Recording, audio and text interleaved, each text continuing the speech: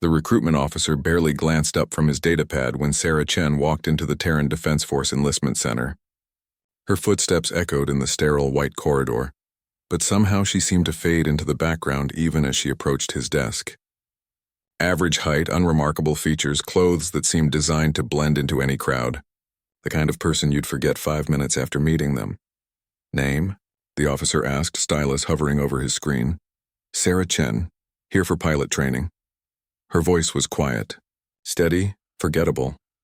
The officer's eyes flicked over her slight frame and back to his screen. Test scores? Sarah placed a sealed envelope on his desk. Inside were scores that should have been impossible. Perfect spatial reasoning, reaction times that bordered on superhuman, tactical analysis results that made seasoned commanders look like cadets.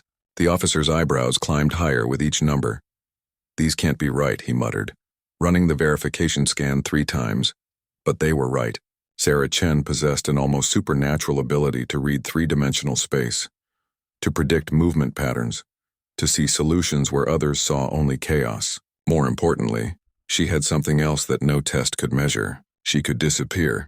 Not literally, of course. Sarah simply possessed an uncanny ability to become unremarkable, to slip through attention like water through fingers. Teachers forgot to call on her in school. Classmates struggled to remember her name. Even her own family sometimes seemed surprised to find her at the dinner table, as if she'd materialized from nowhere. For most people, this would have been a curse. For Sarah, it was about to become the galaxy's most dangerous weapon. The war with the Krillian Empire had been raging for 3 years. Humanity's first contact with an alien civilization had gone spectacularly wrong when the insectoid Krillians interpreted Earth's peaceful overtures as signs of weakness. They swept through human space like a plague, their bioships dissolving entire colonies with acid rain, their hive mind tactics overwhelming individual human pilots. Traditional military doctrine was failing. Human pilots trained for one-on-one combat couldn't adapt to the Krillian swarm mentality. Ships that relied on formation flying and coordinated attacks found themselves outmaneuvered by enemies that thought as one massive organism. The Terran Defense Force was desperate. They were recruiting anyone who could hold a flight stick steady, throwing warm bodies at an enemy that seemed to anticipate every move. What they needed wasn't another pilot. They needed a ghost. Sarah's first day at the Meridian Flight Academy was typical of her entire life. She arrived early, found her assigned quarters, and within an hour had been forgotten by her drill instructor. While other recruits struggled through basic orientation, Sarah slipped through the cracks of the system, observing everything, noticed by no one. The flight simulators were where she first began to understand her true potential. While other cadets crashed and burned against the programmed Krillian attack patterns, Sarah's ship seemed to dance between enemy fire. Her movements weren't flashy or dramatic. They were simply perfectly efficient, like she could see the battle from every angle simultaneously. "Who's running Simulation Pod 7? Demanded Flight Commander Torres, watching the scores update in real time. His aide checked the roster twice. Chen, Sarah, first-year cadet. Torres watched the tactical display as the lone human fighter weaved through a simulated Krillian death swarm. 30 enemy contacts, bioships that could reshape themselves mid-flight, guided by a collective intelligence that had destroyed entire human fleets. The pilot in Pod 7 wasn't just surviving. She was hunting. One by one, the red dots on the tactical screen winked out. Sarah's fighter moved like smoke, appearing behind enemies that should have seen her coming, vanishing before return fire could lock on. It wasn't the kind of flying they taught in the academy. It was something entirely new. When the simulation ended, Torres found himself staring at a perfect score. No damage taken, all enemies eliminated. Mission time that shattered every previous record. He looked up at his aide. "Bring me this Chen person, now." But when they went to Simulation Pod 7, they found it empty. Sarah had slipped away without anyone noticing, leaving behind only the echo of impossible flight patterns and a score that would haunt the dreams of every instructor who saw it. That night, Sarah lay in her narrow bunk and listened to her roommates discuss the mysterious pilot who had aced the impossible simulation. They speculated about secret experimental technology, about veteran pilots testing new systems under false identities. None of them suspected that the answer lay sleeping 3 feet away, invisible even in plain sight. Sarah smiled in the darkness. Tomorrow would bring advanced combat training, real weapon systems, actual spacecraft instead of simulators. The Krillians had no idea what was coming for them. In the depths of space, a Krillian hive ship intercepted human communications discussing the mysterious simulation scores. The collective consciousness analyzed the data with 1,000 insectoid minds working in perfect harmony. They concluded it was human propaganda, an attempt to boost morale with fabricated heroics. The Krillians had never encountered anything they couldn't see coming. Their hive mind gave them perfect battlefield awareness, the ability to process information from countless perspectives simultaneously. No single human pilot could hide from their collective gaze. They were about to learn how wrong they could be. Sarah's first real combat mission came sooner than anyone expected. The Krillians had launched a surprise attack on the mining colony of Kepler 442b, and every available pilot was being scrambled for the defense.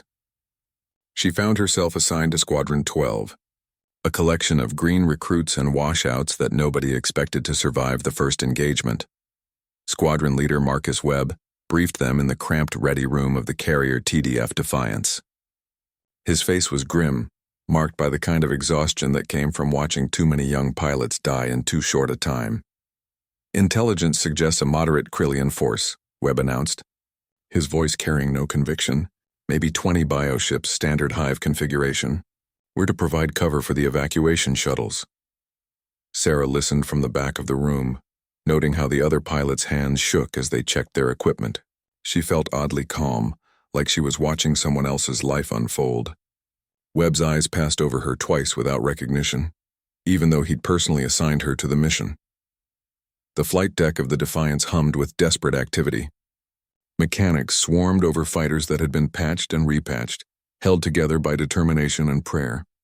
Sarah approached her assigned craft, a standard Viper-class interceptor that had seen better decades. "You, Chen?" asked a grease-stained technician not looking up from his diagnostic pad. "Yes. Bird's got some quirks, but she'll fly. Try not to bring her back in pieces." Sarah nodded and climbed into the cockpit.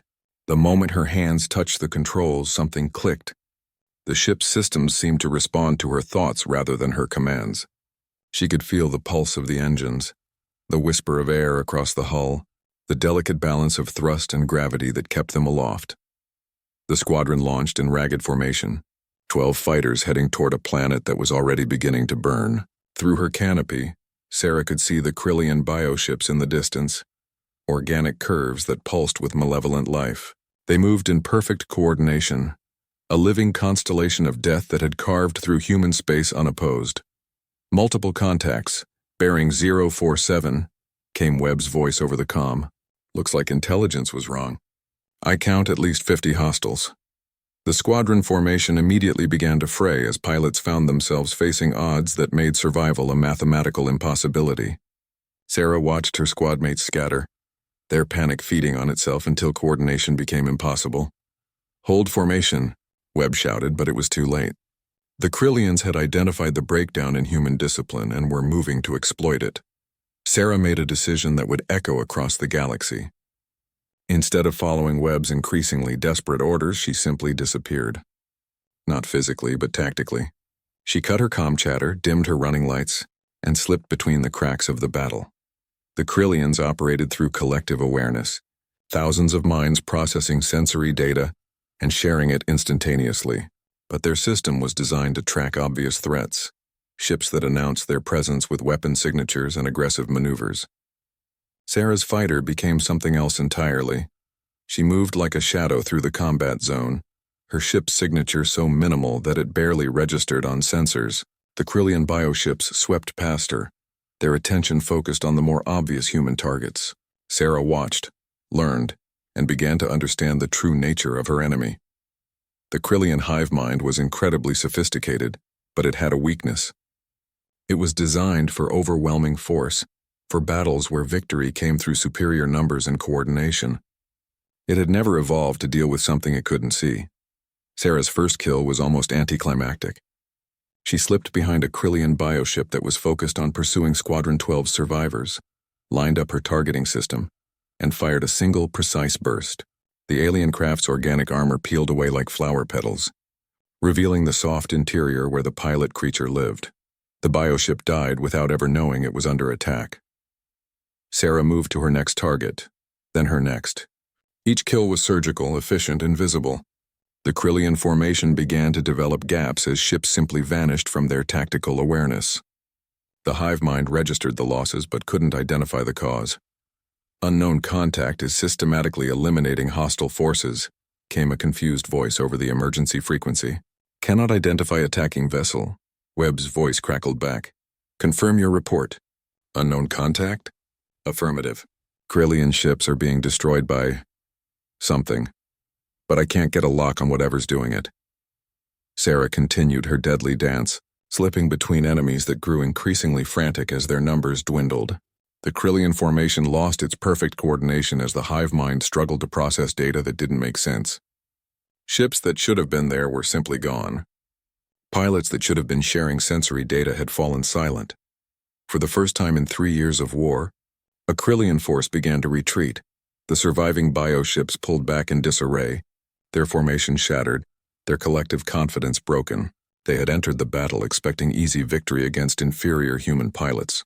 Instead, they had encountered something that challenged their most fundamental assumptions about warfare.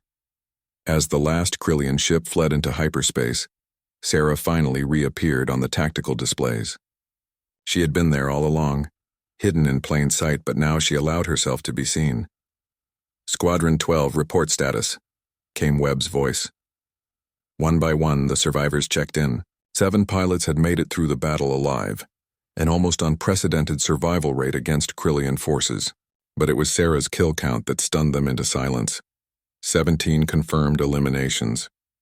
More than entire squadrons had achieved in previous engagements. "Chen," Webb's voice was carefully controlled, "please report to debriefing immediately upon return to the Defiance." Sarah acknowledged the order and turned her fighter toward home. Behind her, the mining colony of Kepler 442b continued its evacuation, its population saved by a pilot whose name most of them would never learn. But in the depths of Krillian space, in the biochambers where the hive mind processed the day's defeats, something new was being born. For the first time in their species' history, the Krillians felt fear. They had encountered something that their collective consciousness couldn't comprehend, couldn't predict, couldn't see coming. They began to whisper about the ghost of Kepler, a phantom that struck without warning and vanished without trace. The human pilots who survived the battle could barely remember what she looked like, but they would never forget what she could do. Sarah Chen was becoming something more than human. She was becoming a nightmare. The debriefing room aboard the TDF Defiance fell silent as Sarah finished her report. Admiral Harrison, who had transferred his flag to witness this unprecedented pilot firsthand, stared at the tactical recreation with disbelief. The holographic display showed 17 Krillian bioships, each eliminated by precise strikes from a fighter that barely appeared on sensors. "This is impossible," muttered Dr. Elizabeth Vance, the fleet's xenobiologist. "The Krillian hive mind processes sensory data from every ship simultaneously. They should have detected your approach vectors." Sarah sat quietly in her chair, somehow managing to seem smaller despite being the center of attention. "They see what they expect to see. I showed them something else." Admiral Harrison leaned forward. "Explain." "The Krillians think like a collective. Every piece of information gets shared, processed, and categorized by the group. But their system is designed for obvious threats.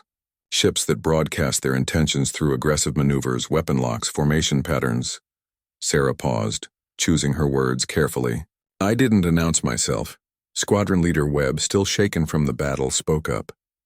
"You disappeared from our tactical displays too. How is that possible?" "I never left. You just stopped looking for me." The implications hung in the air like a loaded weapon. If Sarah could become invisible to both human and Krillian sensors, she represented something entirely new in the war. Not just another pilot, but a weapon that could strike at the heart of enemy formations without warning. Admiral Harrison made a decision that would reshape the conflict. "Chen, you're being transferred to Special Operations." Effective immediately, Sarah nodded, unsurprised. She had always known that her abilities would eventually draw this kind of attention. The question was whether she could maintain her edge once people started watching for her. 3 weeks later, Sarah found herself aboard the stealth ship TDF Whisper, an experimental vessel designed for deep reconnaissance missions. The ship's crew was small, elite, and sworn to secrecy. They knew her only by her new call sign, Ghost. Captain Rivera, the Whisper's commanding officer, briefed her on their first mission. Intelligence had identified a major Krillian staging area in the Proxima system, where bioships were gathering for a massive assault on the core human worlds. Conventional wisdom says this target is untouchable, Rivera explained, gesturing to the tactical display. 60 bioships minimum. Full hive ship support. Any attack would be suicide. You want me to go in alone, Sarah said. It wasn't a question. We want you to prove that the impossible is possible. Sarah studied the intelligence reports, memorizing patrol patterns and fleet dispositions. The Krillians had grown more cautious since Kepler 442b, implementing new security protocols and sensor sweeps. But they were still thinking like a collective, still vulnerable to something they couldn't comprehend. The Whisper dropped her at the edge of the Proxima system in a modified stealth fighter, a ship so advanced that it existed more as a rumor than a documented aircraft. Sarah felt it respond to her touch like a living thing, its systems adapting to her unique piloting style. She approached the Krillian staging area like a drifting piece of debris, her ship's signature so minimal that it registered as background radiation. The bioships hung in space like sleeping giants, their organic hulls pulsing with bioluminescent patterns that served as communication between the collective minds. Sarah spent 6 hours studying her targets, learning their rhythms, understanding their weaknesses. The Krillians operated on predictable cycles, their hive mind optimizing for efficiency rather than security. They had never needed to guard against the unknown. When she finally struck, it was with the precision of a surgeon and the silence of death itself. Her first target was a communications node, a specialized bioship that coordinated data flow between the fleet elements. Sarah's approach was so subtle that the ship's pilot creature never registered the threat. A single perfectly placed shot severed the neural pathways that connected the node to the greater hive mind. Suddenly, a section of the Krillian fleet was deaf and blind. Sarah moved to her next target, then her next. Each kill was calculated to maximize confusion and minimize detection. She targeted command ships, sensor platforms, communication relays. The Krillian formation began to fragment as pieces of the collective lost contact with the whole. The hive mind tried to adapt, flooding the area with sensor sweeps and patrol craft. But Sarah had already become something beyond their understanding. She was the space between stars, the pause between heartbeats, the silence that exists in the moment before thunder. By the time the Krillians realized they were under attack, Sarah had eliminated 37 ships, half their staging fleet, destroyed by an enemy they couldn't see, couldn't track, couldn't comprehend. Panic spread through the remaining bioships like a virus. For the first time in their evolutionary history, the Krillians experienced doubt. Their perfect collective consciousness had been compromised by something that operated outside their fundamental understanding of reality. The remaining ships scattered, abandoning their staging area and fleeing into the depths of space. The planned assault on the core human worlds was postponed indefinitely as the Krillian High Command struggled to understand what had happened at Proxima. Sarah returned to the Whisper 12 hours after her departure, her mission completed without taking a single point of damage. The crew stared at her with something approaching awe, these elite warriors suddenly feeling amateur in the presence of true mastery. Debrief in 1 hour, Captain Rivera announced, but his voice carried a new note of respect. Sarah nodded and headed to her quarters, already planning her next mission.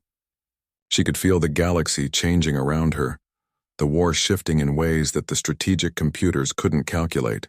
The Krillians had built their empire on the certainty of their collective superiority. She was teaching them the meaning of doubt, but Sarah also understood that her advantage was temporary. Eventually, the enemy would adapt, develop new countermeasures, find ways to detect what couldn't be detected. She needed to strike harder, faster, deeper into the heart of their power before they learned to see her coming. In the depths of Krillian space, the hive mind struggled with concepts it had never needed to consider. Individual action, unpredictable behavior, the possibility that perfection could be defeated by something as simple as being unseen. They began to develop new protocols, new sensor arrays, new tactical doctrines. But even as they worked to counter the threat, They couldn't shake the growing certainty that they were already too late. The ghost had awakened, and she was hunting them in the dark between stars. Soon, very soon, she would teach them that the greatest weapon in the universe wasn't superior numbers or perfect coordination. It was the ability to be forgotten by everyone except your enemy's nightmares. The Krillian response to the Proxima massacre was swift and brutal. Within days of the attack, 3 human colonies went dark, their populations dissolved by bioweapons that turned flesh into nutrient soup for Krillian warforms. The message was clear. For every invisible strike against their forces, humans would pay in blood. Admiral Harrison called an emergency session of the War Council. The holographic projections of humanity's military leaders, gathering in the secure chamber aboard Titan Station. Sarah stood at the edge of the room, somehow managing to fade into the background even while being the subject of intense discussion. The enemy has escalated beyond anything we've seen. General Morrison's projection flickered as he spoke from the Mars defense platform. They're not just attacking military targets anymore. They're exterminating entire populations in retaliation for Ghost's operations. Dr. Vance pulled up casualty reports. 2 million dead in the last 72 hours. The Krillians are sending a message that conventional rules of warfare no longer apply. Then we send a message back. Admiral Harrison replied grimly. Ghost, what's your assessment? Sarah stepped forward, her quiet voice carrying clearly in the chamber. They're afraid. The colony attacks aren't strategic, they're emotional. The hive mind is experiencing something it's never felt before.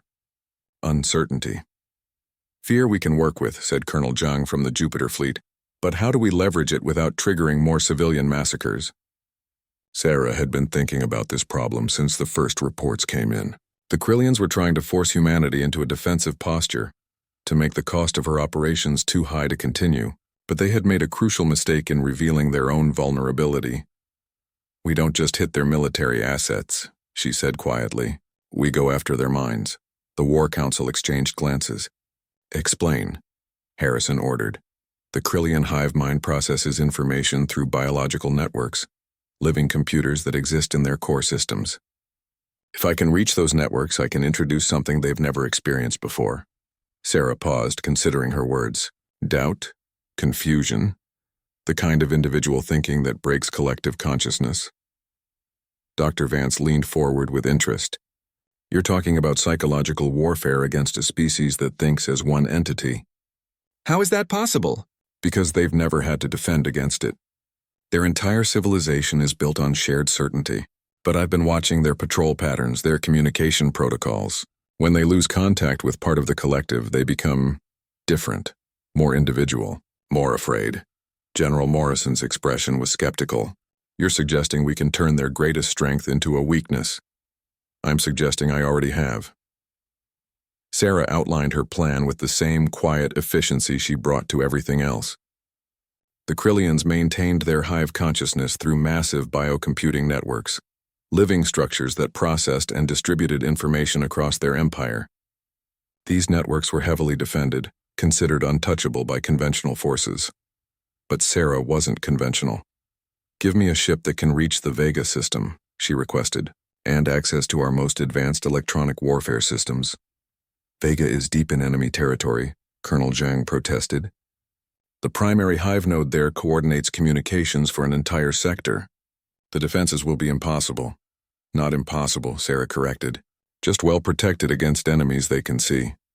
Admiral Harrison studied the tactical projections, weighing the risks against the potential rewards. A successful strike against a primary hive node would cripple Krillian operations across dozens of star systems. It might also provoke retaliation that could doom entire human worlds. Approved, he said finally. But this time you're not going alone. Sarah raised an eyebrow. I work better solo. Not negotiable. We're assigning you a support team, specialists in electronic warfare, deep space navigation, and combat psychology. You'll need them where you're going. 3 days later, Sarah found herself aboard the TDF Shadowhawk, an experimental deep strike vessel equipped with technology that officially didn't exist. Her support team consisted of 3 individuals, each chosen for their unique abilities. Lieutenant Marcus Webb, transferred from Squadron 12 after proving his ability to coordinate with Sarah's unconventional tactics. Tech Specialist Dr. Yuki Tanaka, a genius in biological computing systems who had spent years studying captured Krillian technology, and combat psychologist Dr. James Chen, a man who specialized in understanding alien minds. No relation, Dr. Chen assured her when they were introduced, noting their shared surname.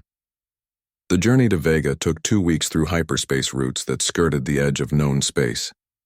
Sarah used the time to study the intelligence reports on their target, a massive biostructure that served as the primary communication hub for the entire Krillian Eastern Front.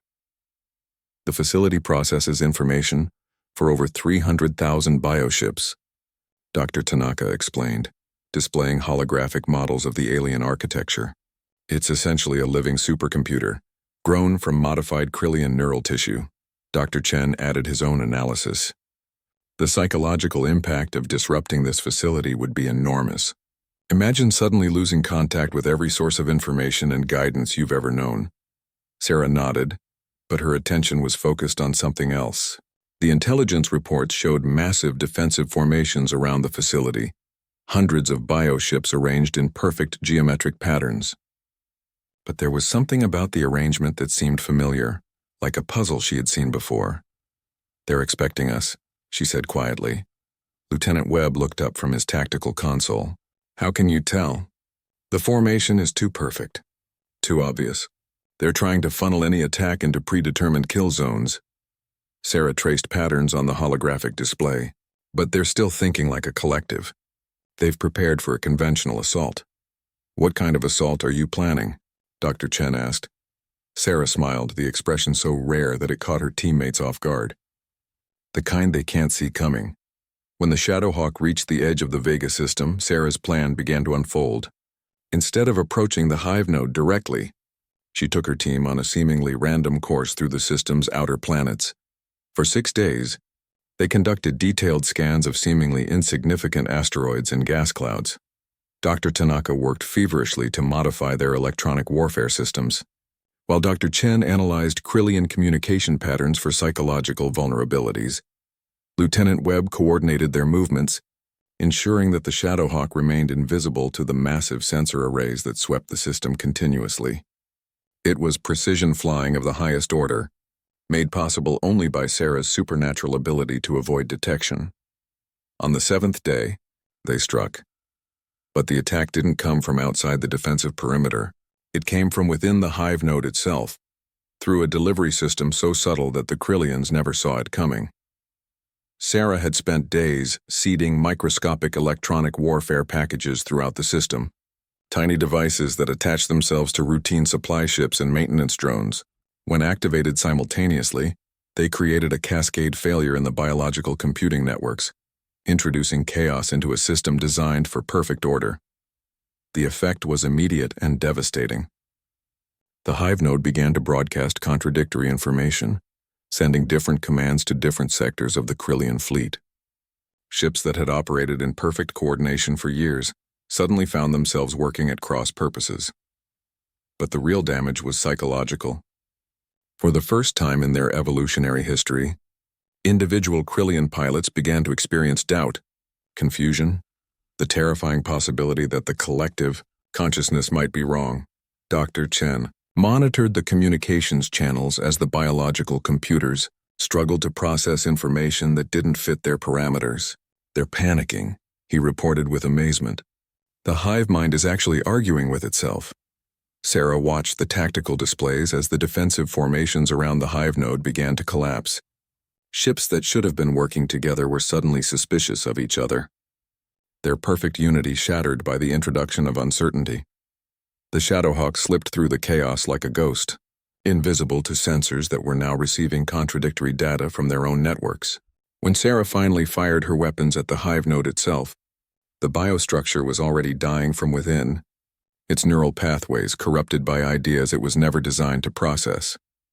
The explosion lit up the Vega system like a new star, but it was the silence that followed that truly marked their victory. Across an entire sector of space, Krillian ships found themselves cut off from the collective consciousness, forced to think and act as individuals for the first time in their species' history. Sarah and her team escaped through hyperspace, leaving behind a wound in the Krillian Empire that would never fully heal. They had done more than destroy a communication hub. They had introduced a virus of individualism into a species that had never learned to exist alone. In the depths of Krillian space, the remaining hive nodes struggled to compensate for the loss of Vega, but the damage was spreading, doubt and uncertainty propagating through their biological networks like a plague. The destruction of the Vega hive node sent shockwaves through Krillian space that no one had anticipated. Within hours of the facility's collapse, reports began flooding in from across human space. Krillian ships were behaving erratically, breaking off from coordinated attacks, even turning on each other in some cases. Dr. Chen studied the intercepted communications with growing excitement. The psychological damage is cascading through their entire command structure, he reported to the assembled team. Individual Krillian pilots are experiencing something their species has never evolved to handle: independent thought. Sarah reviewed the tactical reports from her private quarters aboard the Shadowhawk. The mission had been more successful than even she had anticipated, but she could sense that they had crossed a threshold. The war was entering a new phase, one where the rules that had governed the conflict for 3 years no longer applied. Lieutenant Webb entered her quarters with a communication from Admiral Harrison. "Priority message from Fleet Command," he announced, handing her the secure datapad. The message was brief but momentous. Sarah was being promoted to commander and given operational authority over a new unit, Task Force Phantom. Her mission parameters were equally simple and terrifying. Identify and eliminate primary Krillian command nodes using any means necessary. "They're giving you an entire fleet," Webb said, reading over her shoulder. "No," Sarah corrected, studying the personnel assignments. "They're giving me a weapon." Task Force Phantom consisted of 12 ships, each one a masterpiece of stealth technology and electronic warfare capabilities. The crews were volunteers, pilots, and technicians who had demonstrated the ability to operate under extreme conditions. More importantly, they were individuals who could adapt to Sarah's unconventional methods. The fleet assembled at coordinates that didn't appear on any official star charts, a hidden staging area in the void between systems. Sarah's flagship was the TDF Spectre, a ship so advanced that its very existence was classified above top secret. As she walked through the Spectre's corridors for the first time, Sarah felt the weight of what humanity was asking her to become. She was no longer just a pilot. She was the tip of a spear aimed at the heart of an alien empire, a weapon of psychological warfare that could reshape the balance of power across the galaxy. Her first briefing with the task force commanders revealed the scope of their new mission. Intelligence had identified 7 primary hive nodes throughout Krillian space, each one coordinating different aspects of their war effort. The destruction of these facilities would effectively decapitate the enemy command structure. "The Krillians are already adapting to the Vega attack," reported Commander Martinez of the TDF Wraith. "They've increased security around the remaining nodes by factor of 10. They're also implementing new protocols," added Captain Yoshida from the TDF Phantom. "Isolated communication channels, redundant backup systems, autonomous defense networks that operate independently of the hive mind." Sarah studied the intelligence reports with the same methodical attention she brought to everything else. The Krillians were learning, evolving their tactics to counter her unique abilities. But they were still thinking like a collective, still trying to solve individual problems with group solutions. "They've made themselves vulnerable in a different way," she announced to the assembled commanders. "By isolating their systems to prevent cascade failures, they've created blind spots, gaps in their awareness that didn't exist before." Dr. Tanaka, now serving as the task force's senior technical officer, pulled up schematics of the remaining hive nodes. The new security protocols have compartmentalized their networks. Each node is now essentially operating as an independent entity, which means they can't coordinate their defenses, Sarah realized. If we hit multiple targets simultaneously, they won't be able to share information or coordinate responses. The plan that emerged was audacious even by the standards of what Task Force Phantom had already accomplished. 7 simultaneous strikes across Krillian space, each one targeting a primary hive node with enough precision to ensure complete destruction. But the real genius of the operation lay in its psychological dimension. By attacking all the nodes at once, they would create a moment of absolute terror in the Krillian collective consciousness. For a brief period, the entire enemy command structure would be blind, deaf, and utterly alone. Synchronized strikes at this scale have never been attempted, Admiral Harrison admitted during their final planning session. The margin for error is essentially zero. Then we don't make errors, Sarah replied simply. The operation, codenamed Nightmare Protocol, launched 3 weeks later. Task Force Phantom split into 7 groups, each one following carefully plotted routes through hyperspace to reach their target simultaneously. Sarah led the assault on the Centauri node, the most heavily defended facility in Krillian space. The biostructure was surrounded by over 400 defensive platforms, each one equipped with sensors that had been specifically calibrated to detect stealth signatures. But the Krillians had made a crucial mistake. In their efforts to prevent another Vega-style infiltration, they had focused all their attention on external threats.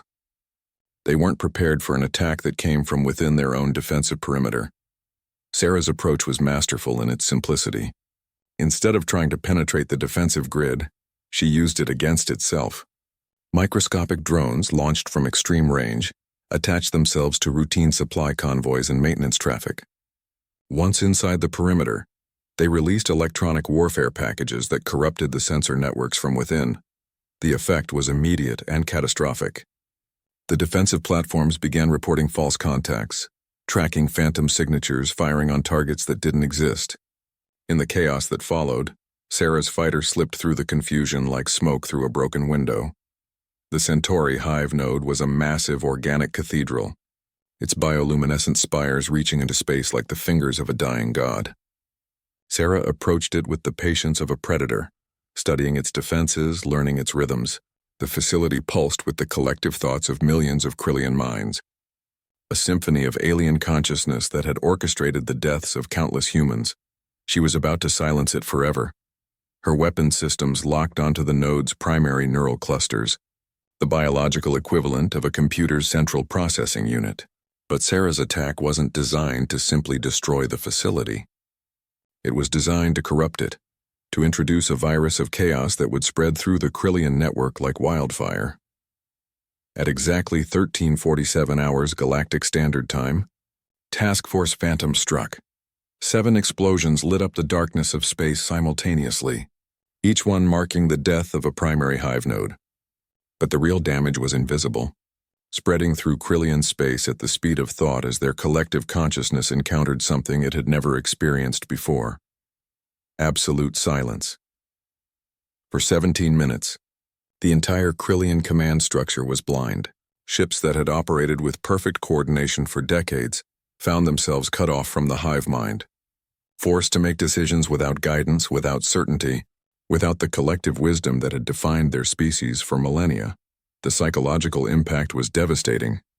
Across their empire, individual Krillian pilots experienced terror, confusion, and something their race had never known: loneliness. Many simply shut down, unable to function without the constant presence of the collective consciousness. Others began to think for themselves for the first time in their lives. Sarah watched the aftermath from the bridge of the Spectre as Task Force Phantom regrouped at their rally point. The intelligence reports were unlike anything they had seen before. Krillian fleets were scattering, their perfect formations dissolving as individual ships pursued their own agendas. "We've done more than disrupt their command structure," Dr. Chen reported, his voice filled with wonder. "We've triggered an evolutionary crisis. They're becoming individuals." The war was changing. The Krillians were no longer the unstoppable collective force that had swept through human space. They were becoming something new, something uncertain, something afraid. But Sarah knew that their victory came with a price.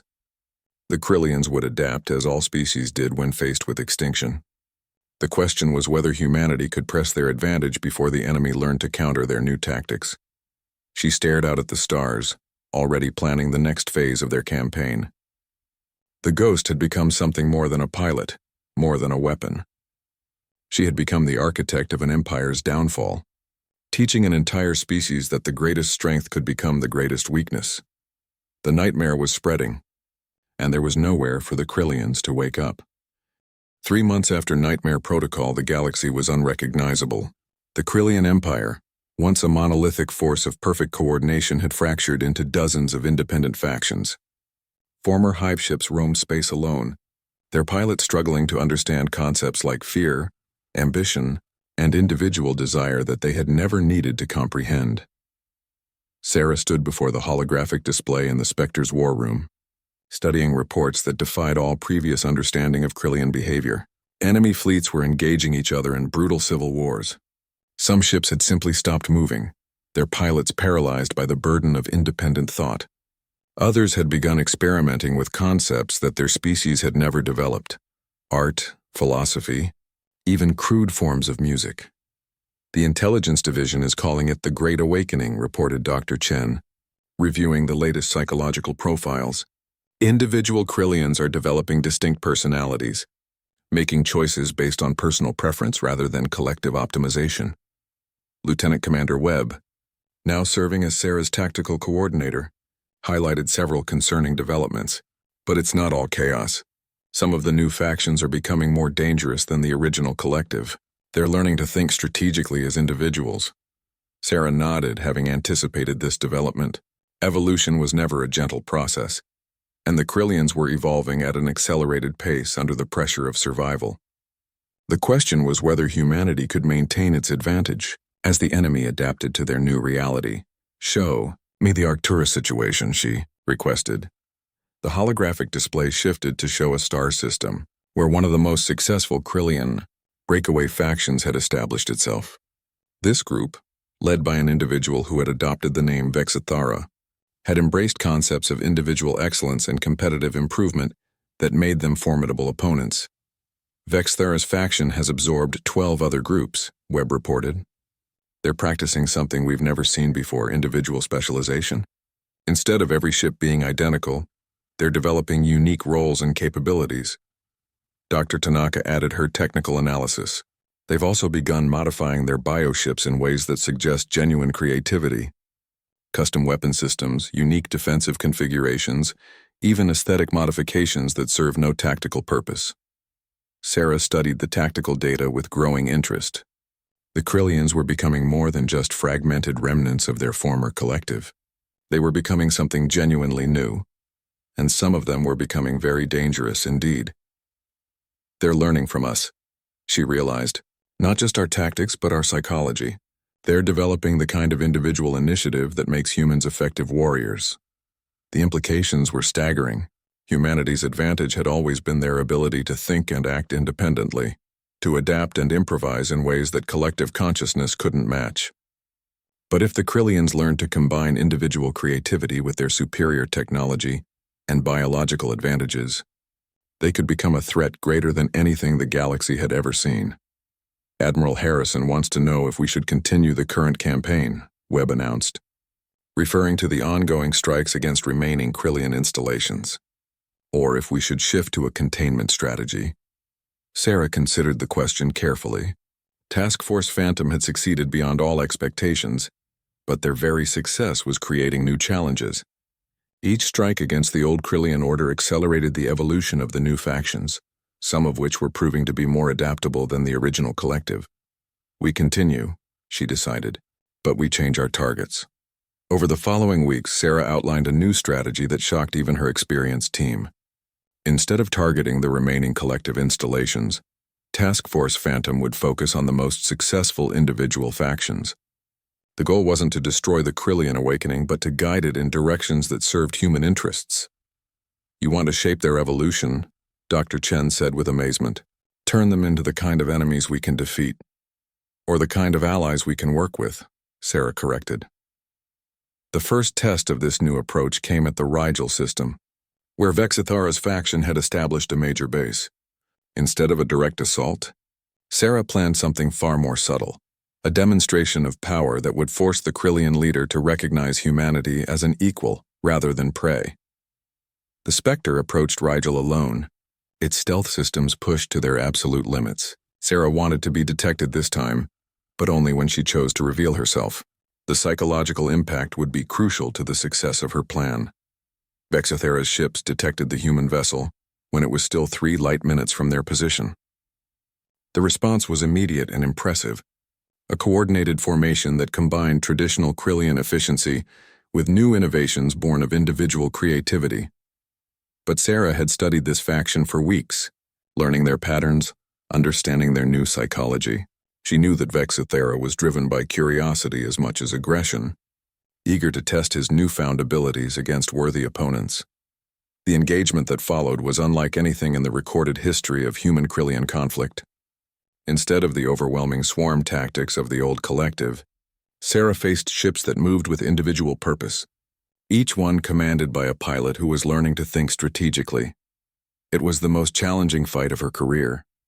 Vexithera's flagship, a bioship that had been extensively modified with unique weapon systems, engaged the Spectre in a deadly dance among the asteroids of Rigel's outer system. The Krillian pilot had learned to anticipate, to feint, to employ deception in ways that his species had never developed under collective consciousness. Sarah found herself genuinely impressed. The enemy was learning faster than anyone had predicted, developing combat instincts that rivaled human pilots. But there was something else in Vexithera's tactics, something that gave her hope for the future. He was enjoying himself. For the first time in Krillian history, one of their pilots was fighting not out of collective duty, but for the pure joy of testing his skills against a worthy opponent. The engagement became less a battle than a conversation, two apex predators communicating through the language of combat. When Sarah finally chose to withdraw, it wasn't because she was defeated. It was because she had accomplished her real objective, establishing contact with an individual Krillian who could think beyond the limitations of his species' collective past. 3 days later, the Spectre received an encrypted transmission on a frequency that shouldn't have existed. The message was brief, transmitted in broken but recognizable human standard. Ghost pilot, we understand now. You teach fear but also possibility. Vexithera wishes to speak. Sarah smiled as she reviewed the message. The galaxy was changing in ways that no one had anticipated, evolving towards something that might be better than what had come before. The war was far from over, but for the first time since the conflict began, she could envision an ending that didn't require the complete destruction of either species. The Krillians were awakening, and some of them were learning to dream of peace. The meeting between Sarah Chen and Vexithera took place in the neutral space between human and former Krillian territory, aboard a derelict space station that had been abandoned since the early days of the war. Both sides approached with minimal escorts, a gesture of trust that would have been impossible under the old collective consciousness. Sarah's first sight of an individual Krillian was unsettling in ways she hadn't anticipated. Vexithera stood nearly 3 meters tall, his insectoid frame modified with cybernetic enhancements that served no tactical purpose, but seemed to express something resembling personal style. His compound eyes held an intelligence that was distinctly individual, curious rather than coldly calculating. "The ghost," he said in heavily accented human standard, his translator struggling with concepts his species had never needed. "You are smaller than expected." Sarah studied the alien with the same careful attention she brought to everything else. "You're more individual than I anticipated." Individual. Vexithera seemed to savor the word. "A human concept we are still learning. In the old way I was part of the whole. Now I am myself. It is terrifying and wonderful." The negotiations that followed were unlike anything in diplomatic history. Sarah found herself across the table from a being who was literally learning how to be a person, discovering concepts like negotiation, compromise, and mutual benefit for the first time in his species' existence. "Many of my kind believe humans must be destroyed," Vexithera admitted. "They see your gift as a virus that has infected our purity. They would return to the old ways if they could." "And what do you believe?" Sarah asked. The Krillian's mandibles clicked in what she had learned was a sign of deep thought. "I believe we were already dying. Perfect unity, perfect coordination, perfect predictability. We had become a dead end of evolution. You forced us to grow." Over the course of 3 days, Sarah and Vexithera hammered out the framework for what would become the Rigel Accords. The agreement established protocols for interaction between human space and the various Krillian factions, creating zones of cooperation where both species could coexist. But the real breakthrough came when Vexithera made an unexpected request. "Teach us," he said simply. "Not tactics or technology. Teach us how to be individuals without losing ourselves completely." Sarah considered the request carefully. The idea of humans serving as mentors to their former enemies was audacious, but it offered possibilities that pure military victory never could. If the Krillian awakening could be guided toward peaceful development, Both species might benefit from the transformation. Some of my people won't accept any agreement with Krillians, she warned. Too much blood has been spilled, too many colonies lost, and some of mine will see cooperation with humans as ultimate betrayal, Vexithera replied. But we who have awakened understand something the others do not. The galaxy is large enough for many different ways of thinking. The return to human space with news of the Rigel Accords triggered the greatest political crisis in Terran history. Admiral Harrison found himself defending the agreements before a war council that included voices calling for Sarah's court-martial and the complete extermination of all Krillian factions. You're asking us to trust aliens who dissolved our colonies with bioweapons? General Morrison argued. How do we know this isn't just another tactical evolution? Sarah stood before the assembled military leadership and political representatives. No longer the quiet pilot who had enlisted 4 years earlier, the war had transformed her into something more complex. A warrior who understood that some victories required wisdom rather than weapons. Because I've seen inside their minds, she replied. The Krillians who have awakened aren't our enemies anymore. They're not even the same species they were before. They're becoming something new, and we can help shape what they become. The debate raged for weeks, but ultimately it was the practical considerations that won the day. The war had cost humanity dearly, and the fragmented Krillian factions were proving difficult to eliminate completely. Some, like Vexithara's group, were actually helping to suppress the more aggressive collectives that still threatened human worlds. The Rigel Accords were ratified 6 months later, establishing the first peaceful contact between humans and Krillians since the war began. Sarah found herself appointed as the first human ambassador to the Krillian Free Territories, a role that transformed her from a weapon of war into an architect of peace. But her greatest achievement wasn't diplomatic. In the years that followed, Sarah established training programs that helped awakened Krillians develop individual identities while maintaining enough collective cooperation to function as a society. The former enemies became partners in ways that neither species had imagined possible. The galaxy watched in amazement as human and Krillian colonies began to appear in the same systems, their inhabitants learning from each other, sharing technologies and perspectives that advanced both civilizations. The war that had threatened to destroy both species had instead forced them to evolve beyond their limitations. Sarah's final mission report, submitted to Terran Command 5 years after the first contact at Kepler 442b, contained a single sentence that would be remembered by historians for centuries. The greatest victory isn't defeating your enemies, it's helping them become something better than they were. She retired from active duty with full honors, but Sarah Chen never truly left the service. She spent her remaining years traveling between human and Krillian worlds, a living symbol of the transformation that could occur when fear gave way to understanding. The pilot who had been invisible to the world became a legend whispered in the dreams of children from both species. They called her the ghost who taught the galaxy to see beyond its own limitations, the warrior who found a way to win without destroying what she fought against. In the end, Sarah's greatest weapon hadn't been her ability to disappear from sensors or slip through enemy defenses. It had been her capacity to see the potential for change in her enemies, to recognize that evolution could transform the deadliest foe into the most valuable ally. The callsign Ghost lived on in the academies of both species, a reminder that the most powerful force in the universe wasn't superior technology or perfect coordination. It was the ability to imagine a future where yesterday's enemies could become tomorrow's friends. Sarah Chen had taught the galaxy that sometimes the greatest courage wasn't in fighting, but in choosing to stop, and in that choice she had saved not just humanity, but the very concept of what it meant to be human in a universe full of infinite possibilities.